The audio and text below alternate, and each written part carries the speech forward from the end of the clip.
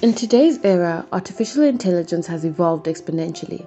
It was started with the idea of driverless vehicles to voice automation in household and is no longer just a term from sci-fi books and movies.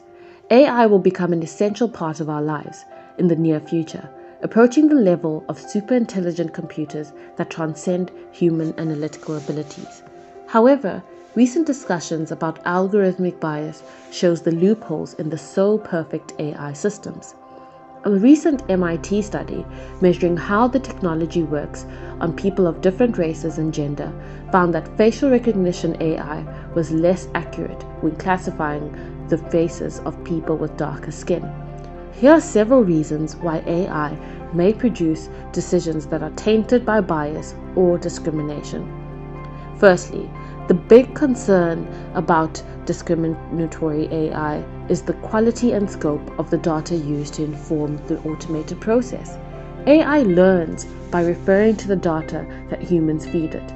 If certain groups of people are left out of the dataset, the automated process won't capture their characteristics. Concerns are arising as to how to test facial recognition technologies transparently.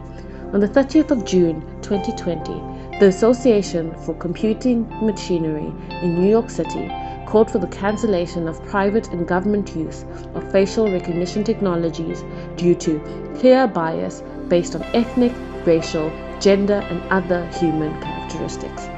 The ACM said that the bias caused profound injury to the lives and fundamental rights of individuals in specific demographic groups. Due to the pervasive nature of AI, it is crucial to address the algorithmic bias issues to make the systems more fair and inclusive. Apart from algorithms and data, researchers and engineers developing these systems are also responsible for AI bias. According to VentureBeat, a Columbia University study found that the more homogeneous the engineering team is, the more likely it is that a given prediction error will appear. This can create a lack of empathy for the people who face problems of discrimination, leading to an unconscious introduction of bias in these algorithmic savvy AI systems.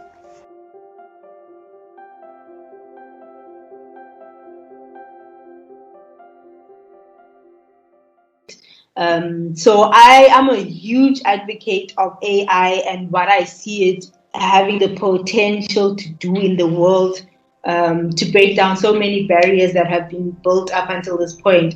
And I feel like something like bias only hinders that good that can be coming out of AI is being hindered by this bias. Because now, in essence, you're like saying, yo, we have this savior or this thing that can actually help make the world a better place, but now it has its own hiccups that need to be dealt with.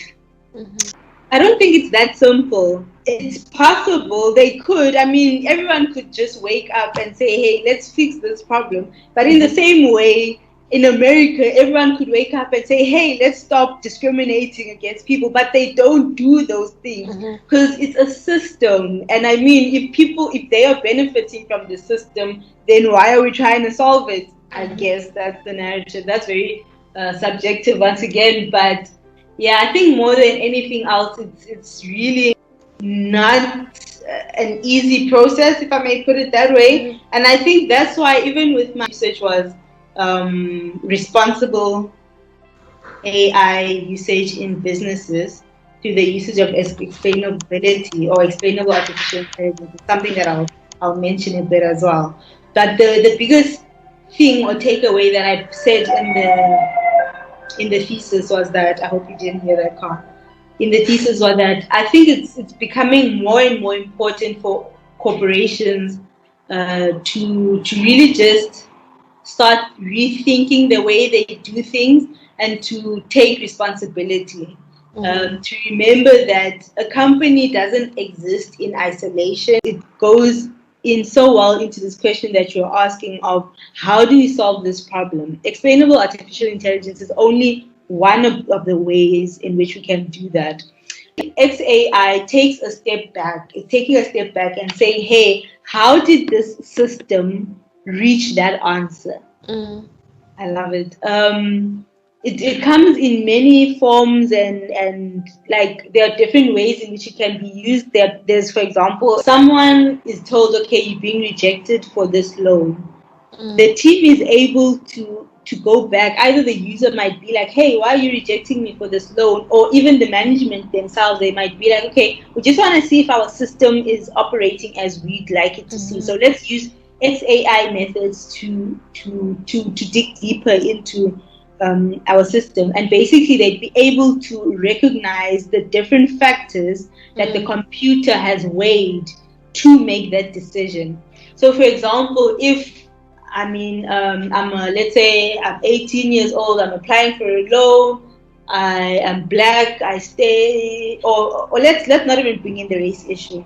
Let's not bring in race, but indirectly we'll bring in race by saying that I stay in a predominantly black area. Exactly, I stay in Kailicha, predominantly black area. Any other subtle attributes that point out my race.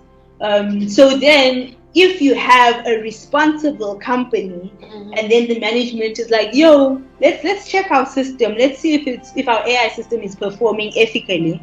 They're able to use these methods, and it would point out that, okay, we factored in this person's income, and we're like, okay, cool, that's good. Be happy with that. And then it would also be able to point out that we also factored in where this person stays.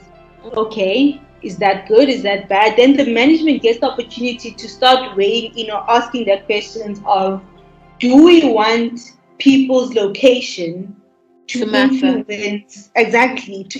the decision? Is there any bias, or is there any ethical issues that might arise as a result of this? For ethical analysis, we will look at a case study of Amazon. The case study. Amazon AI recruitment system taught itself that male candidates were preferable. It penalized resumes that included the word women's, as in women's chess club, and it downgraded graduates of 2 all-women's colleges, according to people familiar with this matter. They did not specify the names of the school. Amazon edited the programs to make them neutral to these particular terms, but experts mentioned that there was no guarantee that the machines would not devise other ways of sorting candidates that could prove discriminatory. So who are the stakeholders? Amazon, women, the society, existing employees, and individuals looking for jobs. What is the reference point of ethics? The society, because women are active contributors to their families and societies. We have used 5 ethical assessment frameworks to analyze the case study. On the basis of deontology, this is a bad decision because if we universalize, all women qualified for the role will be denied the opportunity to work for companies using this AI system, which could lead to a lack of a diverse workforce.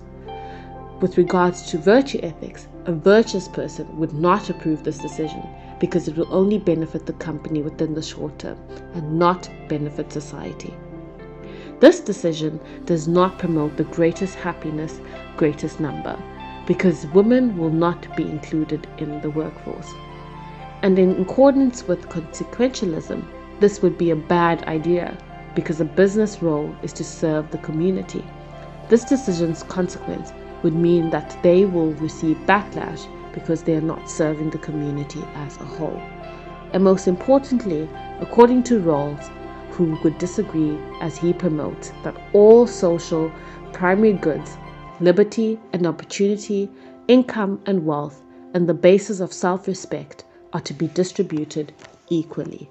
Joy Bulwamini, a postgraduate researcher at the Massachusetts Institute of Technology, realizes the repercussions of algorithmic bias in relation to AI in society. She founded the Algorithmic Justice League to address the problem by highlighting the social and cultural implications of AI bias using art and scientific research. The work of such organizations are turning out to be monumental in addressing obscure issues like AI bias. Along with scientific researchers, Governments have to join forces to address the AI bias problem toward a more progressive and fair society, and ensure that any and all dealings do not favor one particular group.